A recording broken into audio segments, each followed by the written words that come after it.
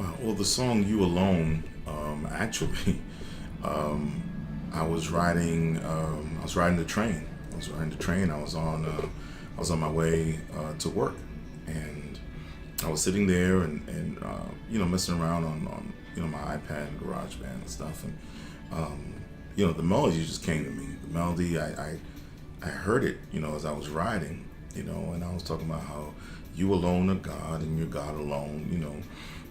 I was even reminiscing on the Marvin Sapp version, but the melody was just striking, was different, and playing around, on GarageBand and hearing the sounds and the loops, and I heard that little, I was like, ooh, that's different.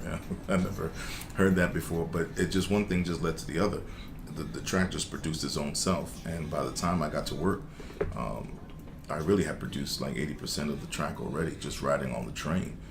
So it shows you the independence and freedom you have as an iOS user. How you can just be creative on the fly. You can be creative anywhere, portably. By the time I was on my way back home from that day, I had already finished producing the track and writing out the song, in itself. And in essence, the song to me is just a really a beautiful celebration of who he is, and how there is no one else like him. There's no one else that compares to God. And it's very simplistic. It's a song that can be sung by yourself. It's a song that can be sung in a church congregation or praise team.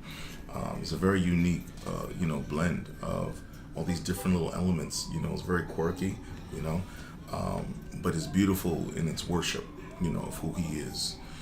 And how you've tried everything else. You've tried other people, you've tried other thinkings, other beliefs, and just nothing. There is nothing that compares to this awesome God and King that we serve.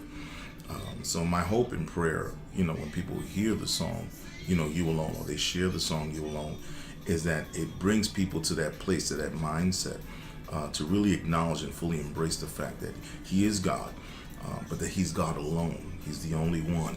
He stands all by himself. There is none that can compare to him, none that can do what he does. There is no one more wise. There's no one more worthy. There's no one more holy than he is. And it's a great ushering point, to bring someone into the presence of the Lord.